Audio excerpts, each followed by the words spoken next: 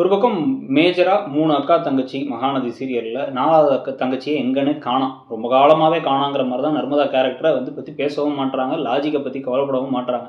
இந்த பொண்ணுக்கு அட்லீஸ்ட் ஒரு 2, 3 வசனமாச்சும் குடுக்கலாம். அத வச்சு என்ன பண்றதுன்னு தெரியல பாஸ் அப்படிங்கிற மாரி ஷூட்டிங்கே வர வேணான்ட்டாங்களாங்கிற மாரி தான் பண்ணிருக்காங்க. ஆக்சுவலா நெனச்சா அதில கதைகள கொண்டு வர முடியும். ஆனா இவங்களுக்கு அதில விருப்பம் இல்ல.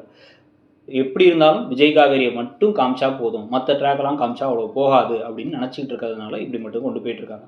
அப்படி கொண்டு போகாததுனால தான் 600 எபிசோட்லேயே சலிப்பு தட்ட ஆரம்பிக்குது.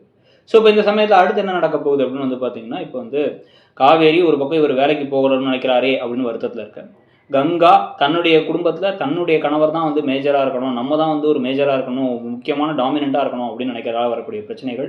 யமுனா திருட்டு கல்யாணம் பண்ணது மட்டும் இல்லாமல் விருப்பமில்லாத கல்யாணத்தை இருக்க நிவினை நம்ம எப்படியாச்சும் அவர் நம்ம பக்கம் திருப்பணும் அப்படின்னு சந்தேகம் பிடிச்சி சுற்றிக்கிட்டு இருக்கிறது ஒரு பக்கம்னா, இந்த 3 மருமகன்களுமே இதெல்லாம் கண்டுக்காமல் இவங்க ஒன்றா இருக்க மாதிரி காமிக்கிறாங்க. கடைசியாக சகோதரிகளின் கதையை விட மருமகன்களின் கதைங்கிற மாதிரி மருமகன்கள் தான் ரொம்ப நல்லவங்களா பார்க்குறதுக்கு ரொம்ப ஸ்வீட்டாக வேறு நடந்துக்கிறாங்க.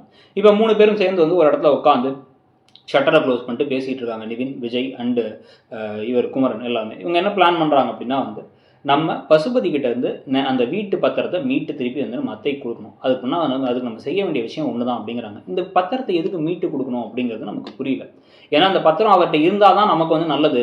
அது நம்ம அப்பா இறந்ததுக்கப்புறம் தான் அந்த பத்திரத்தை பதிவு பண்ணோம் அப்படிங்கிற மாதிரி ஏற்கனவே காவேரி சொல்லியிருந்தாங்க. இப்போ அந்த லாஜிக்கே அப்படியே அம்போன்னு விட்டுறாங்களா? விஜய் வந்ததுனால விஜய் தான் ஹீரோவாகணும் அப்படின்னு முடிவு பண்ணி இதை கொண்டு போகிறாங்களாங்கிறது நமக்கு தெரியல.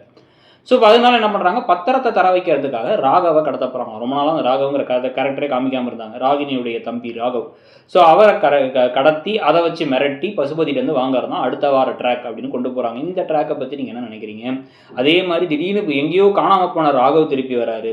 ஆனால் ரொம்ப நாளாக இங்கேருந்து நர்மதாவை காணோம் அப்படிங்கிறதெல்லாம் பற்றி உங்களுடைய கருத்து என்ன? இந்த சீரியல் போகிற விதத்தை பற்றி உங்களுடைய எண்ணங்கள் என்னங்கிறத கமெண்ட் செக்ஷனில் சொல்லிட்டு இடம்பொருள் சேனலையும் சப்ஸ்கிரைப் பண்ணி நம்ம இன்னொரு சேனலான இடம்பொருள் நவ்வையும் சப்ஸ்கிரைப் பண்ணிக்கோங்க. தேங்க்யூ.